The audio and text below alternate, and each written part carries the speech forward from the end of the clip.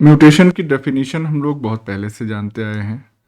Mutation का मतलब क्या है कि जेनेटिक मटेरियल है,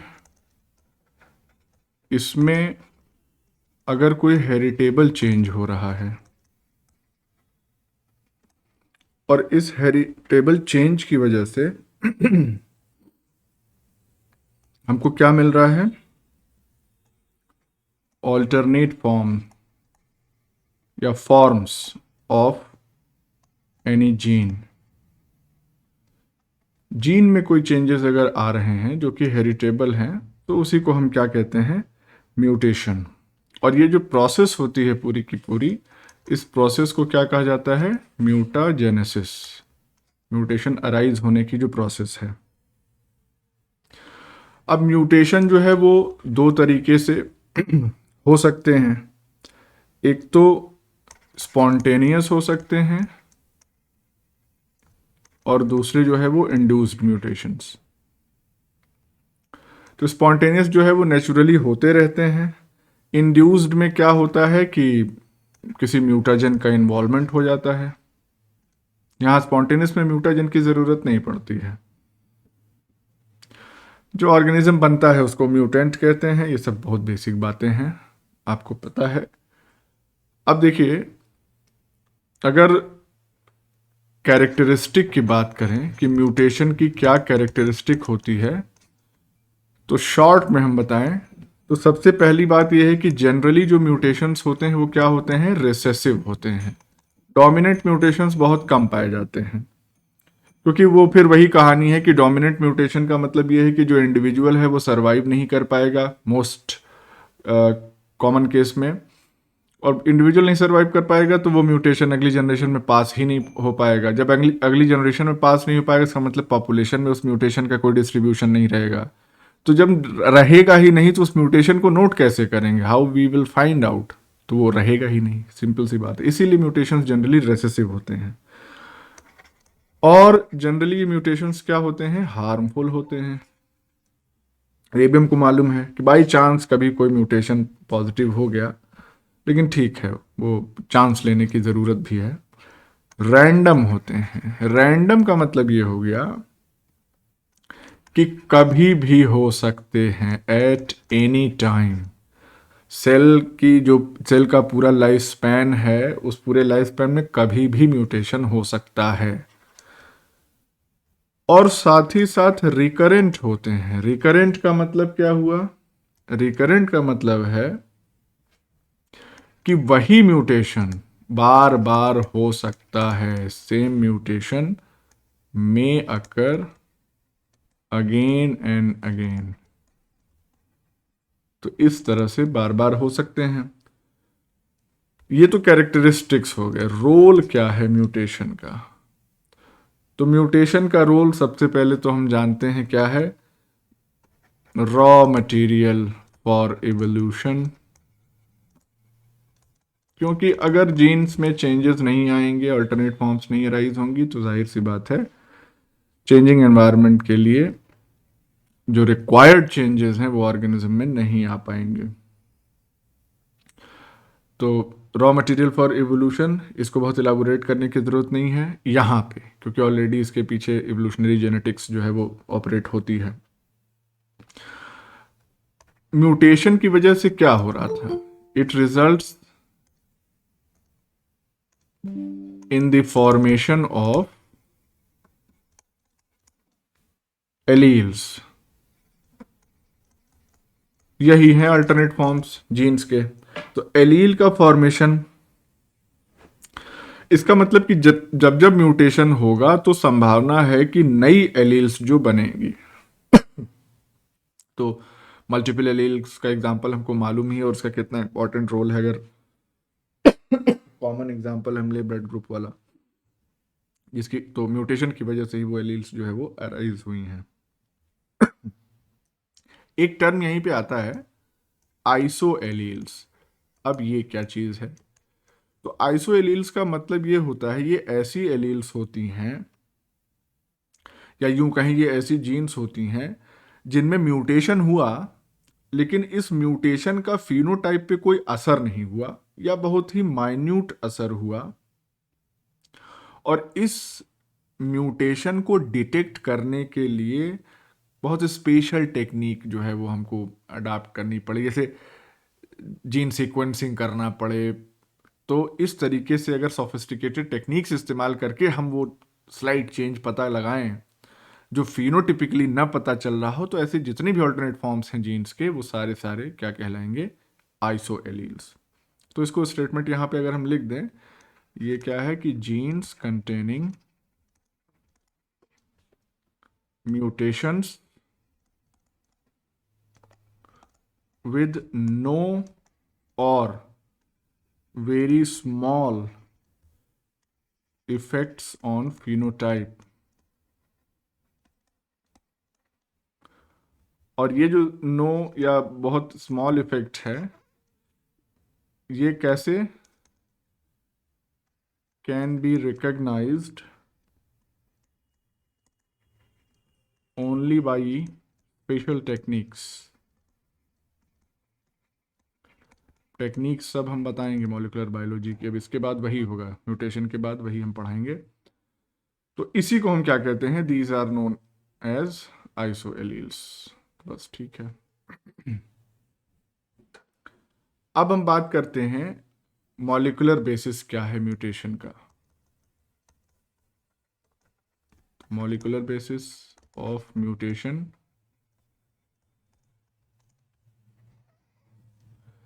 देखिए अगर इंड्यूस्ड म्यूटेशन हो रहा है तो जाहिर सी बात है उसके लिए क्या होगा, म्यूटाजेन होगा। अब ये म्यूटाजेन जो है कोई केमिकल सब्सटेंस भी हो सकता है या फिजिकल, जैसे कि आयनाइजिंग रेडिएशंस वगैरह जो होती हैं, या यूवी रेज हम कह लें, तो ये भी हो सकता है। अब कोई भी म्यूटाजेन है केमिकल या फिजिकल, तो ये करता क्या है, ये इंक्रीज कर देगा किस चीज को, it increases the frequency of natural background mutations. यानी कि जो म्यूटेशन नेचुरली या स्पॉन्टेनियसली चल रहा था, उस म्यूटेशन की फ्रीक्वेंसी को एनहांस कर देते हैं ये जो म्यूटाजेंस होते हैं। तो अब ये नेचुरल बैकग्राउंड म्यूटेशन का मतलब क्या हो गया, ये हम बात कर रहे हैं बेसिकली स्पॉन्टेनियस म्यूटेशंस की, जो होता ही रहता है जब डीएनए वगैरह रेप्लिकेट करता है। तो उस दौरान रेप्लिकेशन एरर हो सकती है और रेप्लिकेशन स्लिपेज हो सकती है, तमाम तरीके की कंडीशन वो सब हम लोग देखेंगे। तो बस natural rate of background mutation को बढ़ा देना ये म्यूटाजेन का काम होता है। तो इसको अगर हम एक सिंपल से डायग्राम से समझ लें तो क्लियर हो जाएगा। Let's see picture.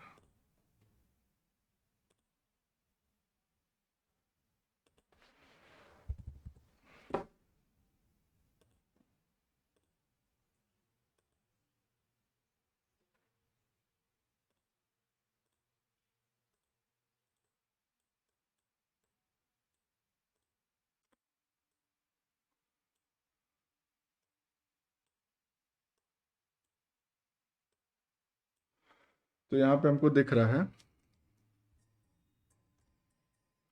म्यूटेशन जो है वो स्पॉन्टेनियस है, इंड्यूस्ड है म्यूटाजन की वजह से। और स्पॉन्टेनियस म्यूटेशंस किस किस वजह से हो सकते हैं, रेप्लिकेशन एरर हो सकती है, या स्पॉन्टेनियस लेजन्स बन सकते हैं, या ट्रांसपोजॉन्स ऑफ कोर्स। तो ये जो है तरीके, तो ये लगातार सेल के अंदर होते रहते हैं। तो इस तरीके से इसका हमने एक तरीके का क्लासिफिकेशन भी देख लिया। अब नेक्स्ट हमको क्या देखना है, स्पॉन्टेनियस म्यूटेशन का जरा जिक्र करें। तो स्पॉन्टेनियस म्यूटेशन, और वो भी किस वजह से हो रहा है, due to replication error. Replication error की वजह से जो स्पॉन्टेनियस म्यूटेशन हो रहा है। तो अब ये जो म्यूटेशन हो रहा है इसकी अपनी कैटेगरी है। तो इसकी वजह से क्या हो सकता है, इट मे रिजल्ट इनटू या तो बेस सब्स्टिट्यूट हो जाएगा, तो बेस सब्स्टिट्यूशन म्यूटेशन जिसको हम कहेंगे, या फिर फ्रेम शिफ्ट म्यूटेशन हो सकता है। अब बेस सब्स्टिट्यूशन म्यूटेशन ये आपको मालूम है, इसको हम और किस किस नाम से जान सकते हैं, इसको हम पॉइंट म्यूटेशन के नाम से भी जानते हैं, या इसको हम सिंगल साइट म्यूटेशन के नाम से भी जानते हैं, या फिर इसको हम सिंपल म्यूटेशन के नाम से भी जानते हैं। तो ये सारे नाम हो गए बेस सब्स्टिट्यूशन के। और फ्रेम शिफ्ट कैसे हो रहा है ये हम अभी देखेंगे। अब बेस सब्स्टिट्यूशन म्यूटेशन जो है ये भी फिर से दो तरीके का हो सकता है, और वो दो तरीके कौन कौन से हैं, एक को हम कहते हैं ट्रांजिशन म्यूटेशन और दूसरे को हम कहते हैं ट्रांसवर्जन म्यूटेशन। ट्रांजिशन म्यूटेशन में क्या है कि यहां पे एक पायरिमिडीन जो है वो दूसरे पिरिमिडीन से ही एक्सचेंज होगा, मतलब इस तरीके से हो सकता है, और एक प्यूरिन जो है वो दूसरे प्यूरिन से रिप्लेस होगा, सब्स्टिट्यूट होगा। तो इस तरीके की जब कंडीशन होती है तो इसको हम कहते हैं ट्रांजिशन। ट्रांसवर्जन में क्या होता है कि पिरिमिडीन जो है वो प्यूरिन से रिप्लेस हो जाता है। तो अब यहाँ पे आप रख के देख सकते हैं, तो उसको हम बेसिस के नाम आपको मालूम, बहुत ज़्यादा एलाबोरेट करने की ज़रूरत नहीं। तो पिरिमिडीन अगर प्यूरिन से हो रहा है तो ट्रांसवर्जन, और आपस में अगर हो रहे हैं पिरिमिडीन पिरिमिडीन या प्यूरिन प्यूरिन तो ये ट्रांजिशन म्यूटेशन होगा। और ध्यान रखने वाली बात यह है कि ट्रांजिशन वाला जो म्यूटेशन होता है वो ज़्यादा कॉमन होता है, more common. Transversion mutation relatively less common होते हैं because of issue with the ring structure, pyrimidine में सिंगल रिंग, प्यूरिन में डबल रिंग, तो ये डीएनए को ज़्यादा डिस्टॉर्ट करता है। यहाँ पे ऐसा कुछ मसला नहीं होता है, इसलिए ये ज़्यादा कॉमनली हो जाते हैं, ये गलती हो जाती रेप्लिकेशन मशीनरी से, एक प्यूरिन की जगह दूसरी प्यूरिन, रिंग सिस्टम तो सेम रहता है। तो मोर कॉमन यहाँ पे लिख दें, due to similar ring system of substituted bases. बस इतना सा कॉन्सेप्ट दिमाग में रखिए तो काम हो जाएगा। कभी कभी रीजन भी पूछ लेता है। अब सवाल ये आता है कि जो बेस सब्स्टिट्यूशन म्यूटेशन है ये कैसे होता है, क्यों होता है, क्यों होता है, इसके तो और भी कारण, स्पॉन्टेनियसली होता है, इंड्यूस हो सकता है, लेकिन कैसे होता है, तो हाउ। अब देखिए एक्चुअली में होता ये है, आंसर इसका अगर एक वर्ड में लिख दें तो ये आंसर है बाई टॉटोमेरिक शिफ्ट। अब ये टॉटोमेरिक शिफ्ट क्या है, इसमें क्या होता है कि टॉटोमर्स जो है वो एक टाइप ऑफ आइसोमर्स होते हैं, वो बन जाते हैं एक दूसरे के, जिससे स्ट्रक्चर में कुछ चेंजेस आते हैं। जैसे मान लीजिए, अच्छा ये टॉटोमेरिक शिफ्ट का मतलब इससे इससे होगा क्या, it changes the base pairing property या प्रॉपर्टीज ऑफ अफेक्टेड बेस। जिस बेस में ये टॉटोमेरिक शिफ्ट हो रहा है तो इस शिफ्ट की वजह से उसकी बेस पेयरिंग प्रॉपर्टी चेंज हो जाएगी। पहले जिस बेस से पेयर कर रहा था बाद में वो, सर नहीं समझ आया। अभी सब समझ में आएगा, थोड़ा सा वेट करो। टॉटोमेरिक शिफ्ट का हम इलाबोरेट करते हैं, करेंगे अभी।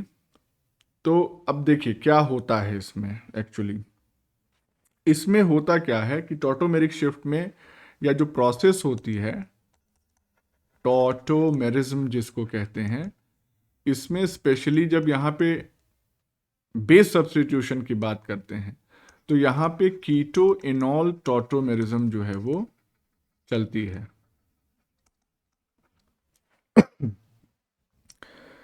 जैसे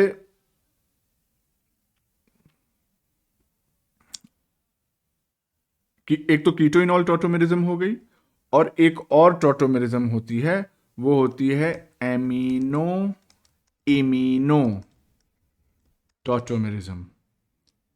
तो अगर हम बात करें थायमीन की और गुआनिन की, तो यहां पे क्या होता है,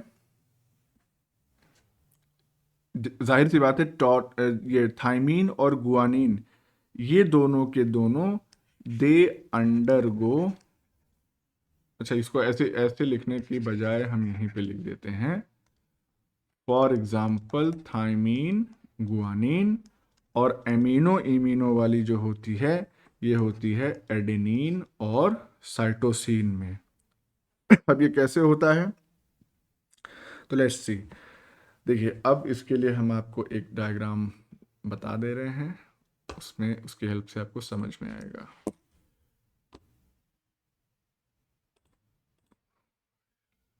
क्या है,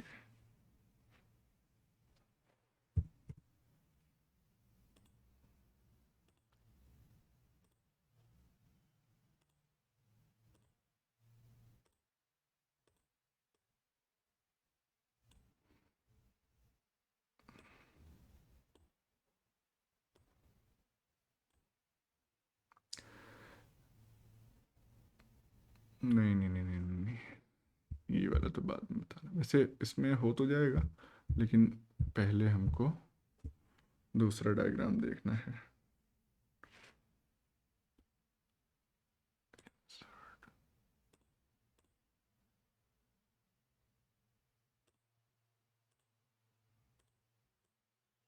दिस वन।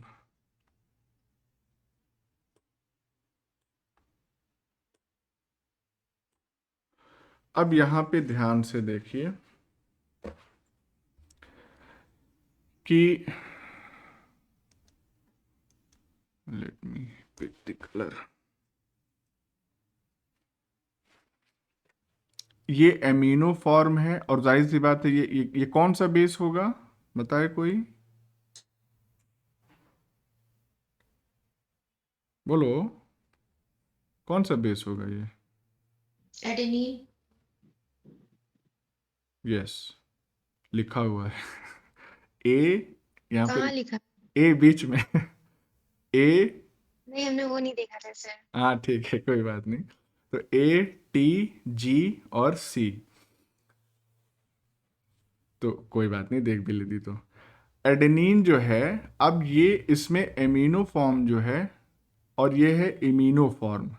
यहाँ पे ध्यान दीजिए, कहीं कुछ चेंज आपको नजर आ रहा है, देखो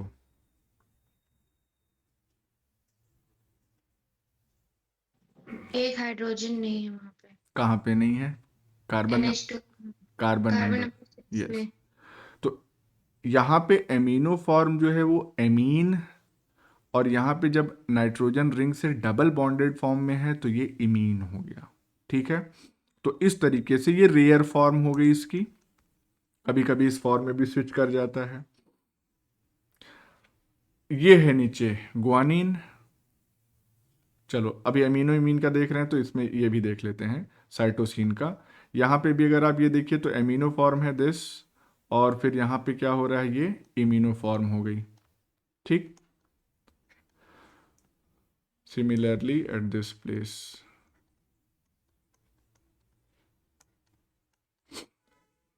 अगर हम यहाँ पे आ जाएं, यानी कि पिरिमिडीन्स में आ जाएं, तो थाइमीन में कीटो फॉर्म है। अब कीटो और इनॉल, अब यहाँ पे अगर आप देखेंगे तो ये क्या है, कीटोन का स्ट्रक्चर है, सी डबल बॉन्ड ओ, और यहाँ पे अल्कोहल है यानी ऑल, तो इनॉल। तो ये कीटो इनॉल में कन्वर्जन जो है वो टॉटोमेरिज्म होती रहती है, इसी को टॉटोमेरिक शिफ्ट कहते हैं, एक फॉर्म से दूसरे फॉर्म में। सिमिलरली यहाँ पे भी आप देख सकते हैं कीटो फॉर्म है ये ग्वानिन की, and this is the इनॉल form. आया समझ में? जी सर। ओके तो ये जो रेयर फॉर्म्स हैं इसकी, जैसे एमिनो कॉमन है, इमिनो रेयर है, कीटो कॉमन है, इनॉल रेयर है, इसमें शिफ्टिंग जो है वो चलती रहती है स्पॉन्टेनियसली।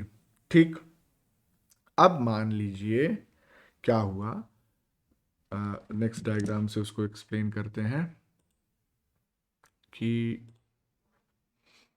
कहाँ गया।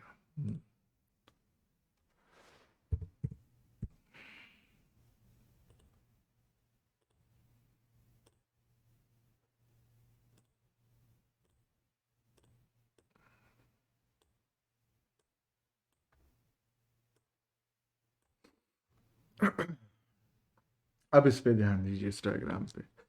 इसमें क्या हो रहा है कि नॉर्मल जब रेप्लिकेशन हो रहा है तो उस दौरान ये कन्वर्जन जो है वो हो गया। इसका मतलब क्या है कि जी, अगर हम सीक्वेंस देखें तो ए सी जी यहाँ पे है, तो इसी तरह से ए सी जी। लेकिन अब ये गुआनीन जो है वो अपने रेयर एनॉल फॉर्म में कन्वर्ट हो गया। तो उस कंडीशन में क्या होगा कि ये जी जो है वो किससे पेयर करेगा, पेयरिंग इसकी जो है वो चेंज हो गई। अब ये जी जो है वो टी से पेयर करेगा। तो ये एक राउंड रेप्लिकेशन का हुआ। तो जी की पेयरिंग क्यों चेंज हो रही है? क्योंकि अपने रेयर एनॉल फॉर्म में कन्वर्ट हो रहा है। अब जब ये वाला स्ट्रैंड, सॉरी ये वाला जो स्ट्रैंड जहां पे रेड कलर से हमने दिखाया, ये जब पेरेंट स्ट्रैंड की तरह एक्ट करेगा नेक्स्ट जनरेशन में या नेक्स्ट राउंड ऑफ रेप्लिकेशन में, तो इस टी के कॉरस्पॉन्डिंग यहां पे क्या आ जाएगा? ए। जाहिर सी बात है। तो इसकी वजह से ओरिजिनल जो सीक्वेंस जहां पे जी होना चाहिए था वहां पे बाद में अगली जनरेशन्स में ए आ गया। तो ये क्या हो गया? ये म्यूटेंट हो गया। बाकी कहीं कोई चेंज नहीं आया, तो ये सब वाइल्ड टाइप बने रहे। तो फर्स्ट जनरेशन की ये कहानी है। सेकंड जनरेशन में हमको एक म्यूटेंट मिल गया। इस तरीके से अगर ये रेयर शिफ्ट होता है तो स्पॉन्टेनियसली म्यूटेंट्स जो है वो अराइज होते हैं। अभी म्यूटेंट क्या है? ये अल्टरनेट फॉर्म ऑफ जीन इसके पास आ गई क्योंकि एक बेस जो है वो चेंज हो गया। तो ये प्रोसेस हो गई पूरी, कैसे म्यूटेशन जनरेट होता है। तो ये है कहानी बेस सब्सटीट्यूशन म्यूटेशन की। अब हम बात करेंगे, ये सब पढ़ लेना, ये सब सिंपल है, वही सब लिखा हुआ है, कोई बहुत कॉम्प्लिकेटेड चीज़ नहीं है। डायग्राम का एक्सप्लेनेशन जरूर पढ़ लेना चाहिए, उसमें कम शब्दों में ही ज़्यादा बात लिखी होती है। अब हम बात करेंगे फ्रेम शिफ्ट म्यूटेशन की। तो फ्रेम शिफ्ट म्यूटेशन, इसमें क्या है कि इसमें बेसिकली जो रीडिंग फ्रेम है वो पूरा का पूरा शिफ्ट हो जाता है ना। इसीलिए इसको फ्रेम शिफ्ट म्यूटेशन कहते हैं। तो ये जनरली होता, यहाँ पे ऐसे कर देते हैं, रीडिंग फ्रेम, या इसको क्या कहते थे? ओपन रीडिंग फ्रेम कहते थे, क्योंकि प्रोटीन ही बन नहीं रहेगी उस रीडिंग फ्रेम से। रीडिंग फ्रेम शिफ्ट्स, तो दो कंडीशन हो सकती है, या तो लेफ्ट वर्ड अगर डिलीशन हो रहा है, और राइट वर्ड अगर एडिशन हो रहा है या डुप्लीकेशन हो रहा है। तो फ्रेम शिफ्ट म्यूटेशन जनरली कहाँ प्रिवेलेंट होता है, किस तरीके के डीएनए में? तो ऐसी जगह पे ये ज़्यादा फ्रिक्वेंटली पाया जाता है जहाँ पे prevalent in cases where template DNA contains short repeated sequences। अगर डीएनए में, टेम्पलेट डीएनए में रिपीटेड सीक्वेंस जो है वो बहुत ज़्यादा पाया जाएगा, तो उससे क्या होगा कि रिपीट्स जब बार बार होते हैं तो इसकी वजह से इट कॉजेज रेप्लिकेशन स्लिपेज, क्योंकि उसी तरीके के बेसिस बार बार ऐड करने पड़ रहे हैं डीएनए पॉलीमरेज को।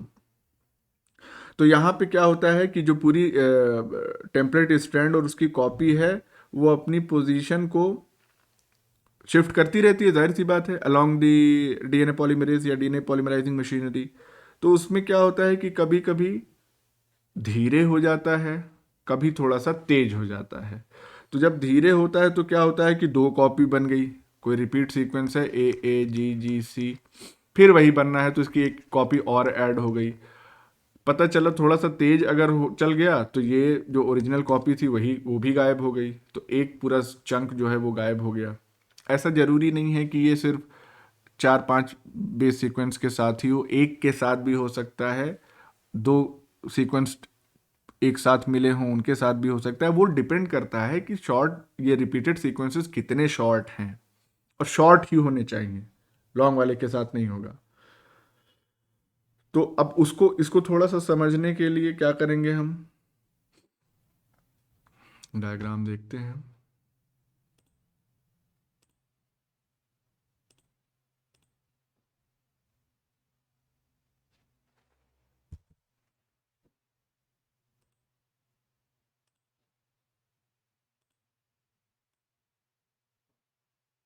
ये डायग्राम साफ नहीं आया है, खैर।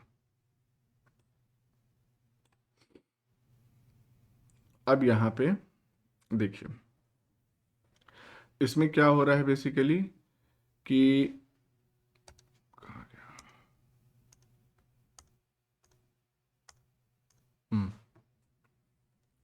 ये सीक्वेंस है 5 to 3। यहाँ addition of TA base pair after second base pair हो रहा है। इसका मतलब ये हो गया कि पहला बेस पेयर AT, दूसरा बेस पेयर CG, और ये वाला ये TA जो है यहाँ पे ऐड हो गया। तो पहले जो इस जीन का mRNA बन रहा था उसका सीक्वेंस क्या आ रहा था, ACG, CUA, AGC, और यहाँ पे अब सीक्वेंस गड़बड़ा गया, ACU हो गया, GCU हो गया। तो पूरा का पूरा रीडिंग फ्रेम जो है वो शिफ्ट हो गया mRNA में। जो प्रोटीन बनेगी पता नहीं फंक्शनल बनेगी नॉन फंक्शनल बनेगी। तो ये तो एडिशन का केस हो गया। डिलीशन में क्या हो गया, थर्ड बेस पेयर में GC डिलीट हो गया। यहाँ पे देखिए थर्ड बेस पेयर क्या था, GC, ये ओरिजिनली था, लेकिन यहाँ पे GC गायब हो गया, तो चौथा वाला जो है ये शिफ्ट हो गया, CG यहाँ पे आ गया। तो अब यहाँ पे mRNA जो इससे निकल के आएगा, इस DNA से, उसका पूरा रीडिंग फ्रेम जो है वो लेफ्ट वर्ड हो गया। तो इसका मतलब ये भी आप समझ लीजिए, डिलीशन में लेफ्ट शिफ्ट होगा और एडिशन में राइट शिफ्ट होगा रीडिंग फ्रेम। ये तो बहुत बेसिक है, इसमें तो कोई परेशान होने वाली बात है ही नहीं, समझ में आ गया होगा। अब इसमें हमको बेसिकली एग्जाम्पल देखना है, फ्रेम शिफ्ट म्यूटेशन की वजह से होता क्या है, क्या कंडीशंस एराइज होती हैं। तो या हम यूं कहें भाई, बेसिक फ्रेम शिफ्ट मैकेनिज्म जो है वो किस वजह से हो रही है, बिकॉज ऑफ रेप्लिकेशन स्लिपेज। तो अब रेप्लिकेशन स्लिपेज जो होता है, अगर हम इससे कॉज होने वाले सिंड्रोम की बात करें तो कॉजेस, कौन सा सिंड्रोम, इसको हम कहते हैं फ्रेजाइल एक्स सिंड्रोम। और इसमें ये क्या है, फ्रेजाइल एक्स सिंड्रोम, ये एक जेनेटिक डिसऑर्डर है, नो डाउट।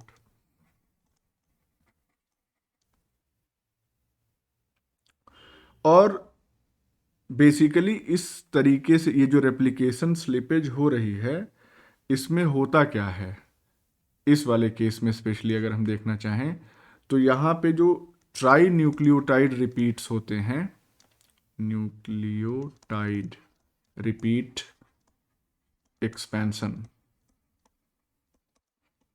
मतलब समझ रहे हैं, ट्राई न्यूक्लियोटाइड रिपीट एक्सपेंशन का मतलब ये है कि CAG ऐसे कुछ हो रहा था, ऐसे ही रिपीट हो रहा था। हो सकता है ओरिजिनली ये 6-7 बार रिपीट हो रहा हो, लेकिन जब एक्सपैंड हो गया 30 बार, 35 बार, 50 बार रिपीट होने लगा, तो उस कंडीशन में इस तरीके का सिंड्रोम या जेनेटिक डिसऑर्डर अराइज हो जाता है। अभी उसकी हम बात चर्चा कर ले रहे हैं। जैसे ये जो बीमारी है फ्रेजाइल एक्स सिंड्रोम, ये किस वजह से होती है, due to mutations in FMR1 gene. और ये जीन कहाँ प्रेजेंट होगी भाई? फ्रेजाइल एक्स सिंड्रोम है तो जाहिर सी बात है एक्स क्रोमोसोम पे ही होगी ये। अब ये जो जीन है FMR1 जीन, ये किसके लिए कोड करती है? It codes for FMR protein. और ये FMR, इसका मतलब क्या हो गया? इसको हम कह देते हैं फ्रेजाइल। FMR का तो मतलब आपको मालूम ही है, लेकिन फिर भी लिख देते हैं, fragile x mental retardation protein. अब आपको समझ में आ गया होगा कि इस बीमारी का सिम्टम क्या होगा। Mentally retarded. अब ऐसा क्यों हो जाता है? क्यों मेंटल रिटार्डेशन हो जाता है? क्योंकि ये जो प्रोटीन है FMRP, इस प्रोटीन का बहुत इंपॉर्टेंट रोल है इन डेवलपमेंट ऑफ साइनेप्सेस। तो अगर साइनेप्स ही नहीं प्रॉपरली फॉर्म होंगे तो नर्व एक दूसरे से कोऑर्डिनेट ही नहीं कर पाएंगी, तो जाहिर सी बात है मेंटल रिटार्डेशन तो होना ही है। अब ये एग्जैक्टली यहाँ जो हमने लिखा है, इसको अगर हम मिटा दें तो ज़्यादा अच्छा रहेगा, otherwise it will cause confusion. यहाँ पे हमने क्या कहा था कि ट्राई न्यूक्लियोटाइड रिपीट एक्सपेंशन होता है, ठीक। अब ये ट्राई न्यूक्लियोटाइड रिपीट एक्सपेंशन किस न्यूक्लियोटाइड्स में होता है या ये क्या है? तो इसको आप समझ लीजिए। ये जो एक्सपेंशन होता है वो होता है CGG ट्रिपलेट का, यानी कि CGG ट्रिपलेट जो है वो इसी जीन के अंदर कई बार बन जाते हैं बिकॉज ऑफ रेप्लिकेशन स्लिपेज। तो इस वजह से ये बीमारी, ये FMRP प्रोटीन जो है वो फॉर्म नहीं हो पाती है। नॉर्मल क्या है? नॉर्मली कितनी बार ये रिपीट होती है? Normally it is present in 6 to 50 copies. ये जो ट्रिपलेट होता है नॉर्मली 6 से 50 कॉपी में प्रेजेंट होता है। और कहाँ पे, कहाँ लोकेशन होती है? इन 5 prime untranslated region of FMR1 gene. लेकिन जब बीमारी होती है, यानी कि FMRP सिंथेसाइज नहीं होना होता है या सिंड्रोम ये होना होता है, तो उस कंडीशन में क्या होता है कि it is repeated more than 200 times in fragile X syndrome। तो अगर 200 से ज़्यादा बार ये CGG रिपीट हो गया तो उस कंडीशन में जो mRNA बनेगा that will not be translated into this functional FMR protein। तो रिपीटेड मोर देन 200 इन FM, और इस पॉइंट को अगर हम यहाँ पे ऐड कर दें तो it silences the FMR1 gene. हो गया।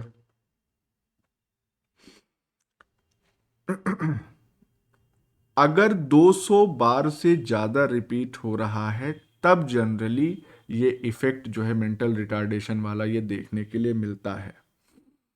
अगर 200 तक है कहानी बट करके, but males and females with 55 to 200 repeats, ये क्या पाए गए हैं? Repeats of CGG triplet. इनको हम क्या कहते हैं? दे आर नोन एज, ये कंडीशन उन आदमियों को थोड़ी कहेंगे। Male said to have FMR1 gene premutation, यानी कि अब ये बिल्कुल म्यूटेशन के वर्ज पे हैं। 200 से एक्सपैंड अगर करेगा तो बिल्कुल इनमें म्यूटेशन हो जाएगा। लेकिन ये जो कंडीशन होती है FMR1 जीन प्री म्यूटेशन की कंडीशन, तो इंडिविजुअल्स जो भी अफेक्टेड हैं,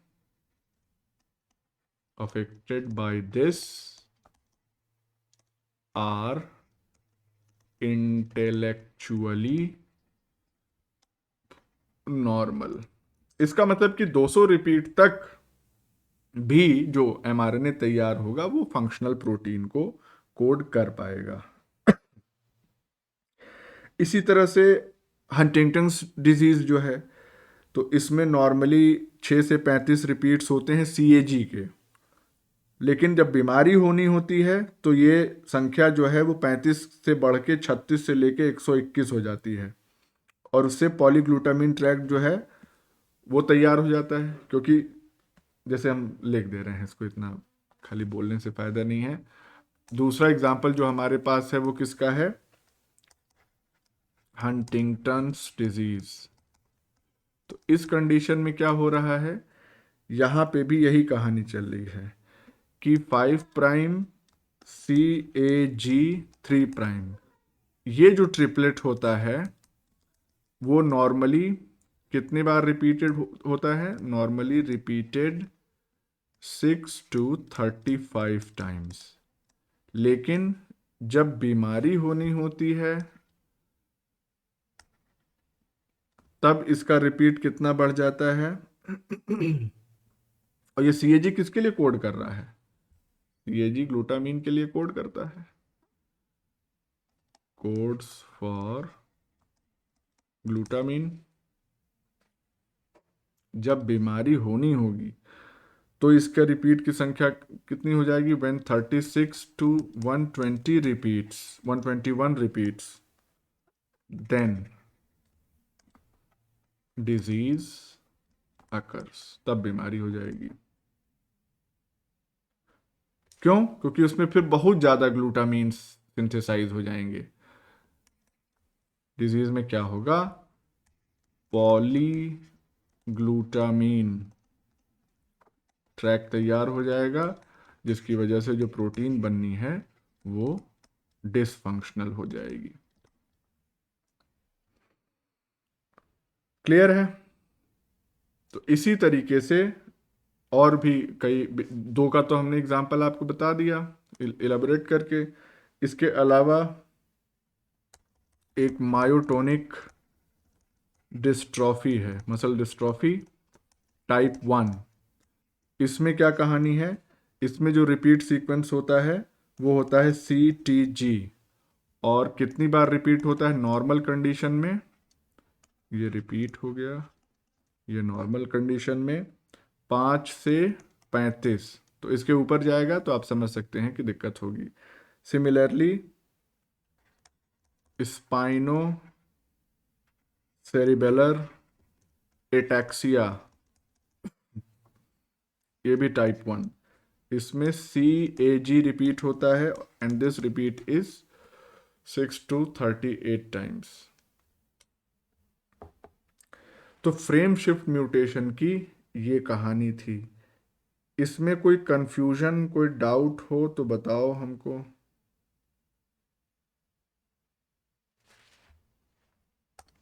अब ये भी जान लो कि एटेक्सिया का मतलब क्या होता है, सेरिबेलर, सेरिबेलम का काम क्या होता है बताओ। बैलेंस पोस्चर यस, इन सबको maintain करना। इन सबको मेंटेन करना। तो यहाँ पे एटेक्सिया का मतलब होता है इम्पेयर्ड बैलेंस हो जाएगा, या बैलेंस के साथ साथ बॉडी के पार्ट्स को कोऑर्डिनेट करना भी इसका काम होता है। जैसे साइकिल चलाना सीखे तो शुरू में गिर जाते हो, लेकिन बाद में जब सेरिबेलम की ट्रेनिंग हो जाती है तो चलाओ आराम से, कोई दिक्कत नहीं। तो अगर एटेक्सिया वाली कंडीशन है तो हमेशा बैलेंस जो है वो गड़बड़ रहेगा, या जो कोऑर्डिनेशन है हाथ का, पैर से और बाकी मसल्स का, वो सब प्रॉपर नहीं हो पाएगा। तो बड़ी गंभीर बीमारी है, आदमी कुछ कर ही नहीं पाएगा, हाथ पैर नहीं सही चला पाएगा तो और क्या कर पाएगा जीवन में। तो दिस वॉज फॉर टुडे, और I try to finish this mutation topic by tomorrow.